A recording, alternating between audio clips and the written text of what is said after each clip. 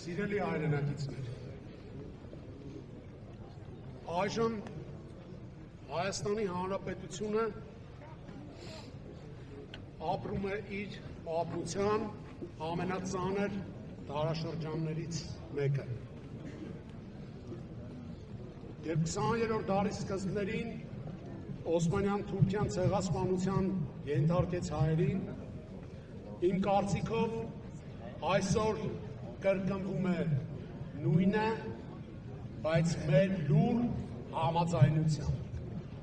մեր անտարբերությամբ։ Ես ինձ հարց եմ տալիս, երբանից եղավ, որ հայերի մեծ մասը սկսեցին չսիրել իրենց հայրենիքը, չսիրեցին այն հողը, այն ջուրը, որ իրենց սնել ու ծնել է,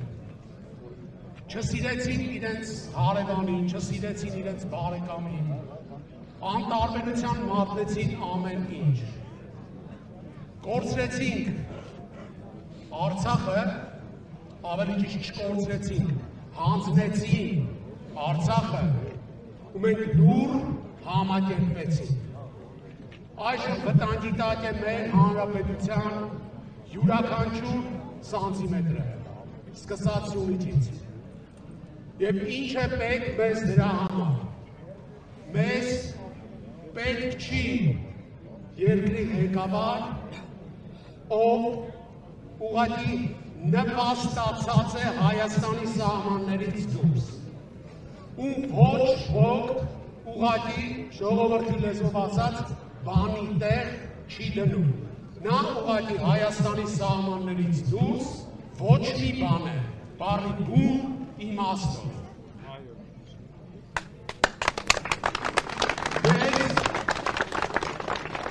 Այսօր պետք է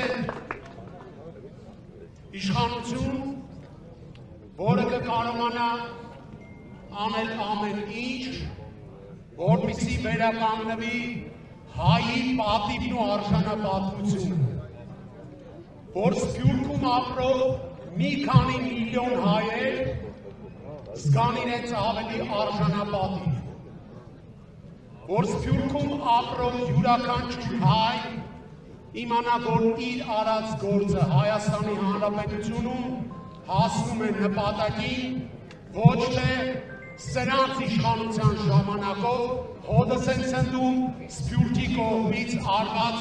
բոլոր նվիրատվությունները, սկսած գումարից, դուրս եկած իրեղեն նվիրատվությունից։ Մեզ պետք է այնպիսի ղեկավար, որ կարողանա Հայաստանը կապի Սփյուռքի հետ, այնպես,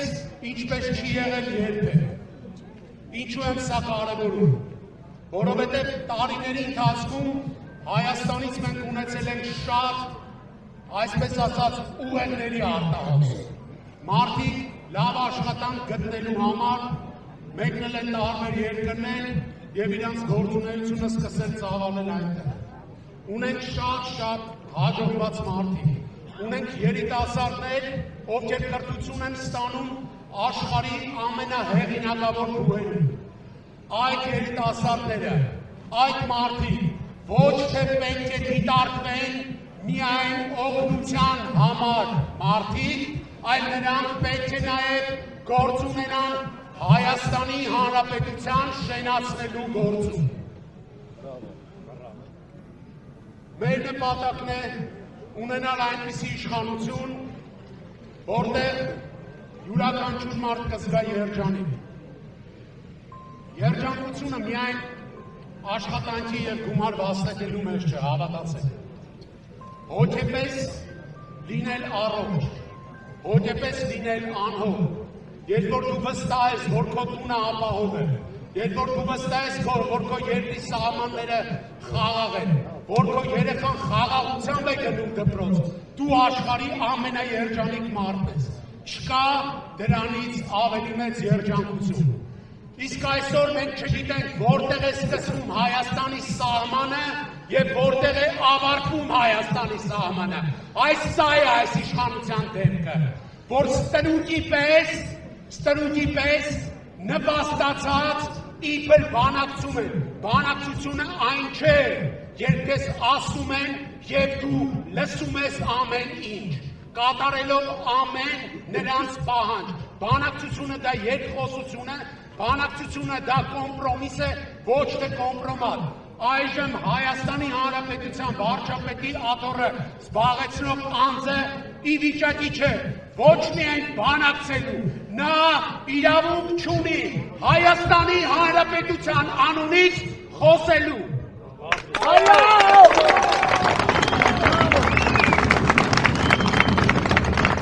Այսօր Հայաստանի Հանրապետության ամոթն է, աշխարհում, ամբողջ աշխարհում դատապարտված է 4 միլիարդ հատեր, որից 2-ը հայ, 1-ը Հայաստանում, 1-ը Բաքվում եւ այն հայերը, ովքեր ցանկացել են շենացնել Հայաստանը, ովքեր ցանկացել են ուժեղացնել Հայաստանը, այս իշխանությունը ինչպես երեք Թրամփը ճիշտ նկատեց, դիմելով Ալիևին, նա ասեց, ուր է քո հայրենակիցը, Ալիևը մատով ցույց տվեց վարչապետի աթոռը զբաղեցնողի կողմ, եւ այս ամենը բառապացույց է, որ նա չի ներկայացնում հայ ժողովրդի շահերը։ Ամոթ!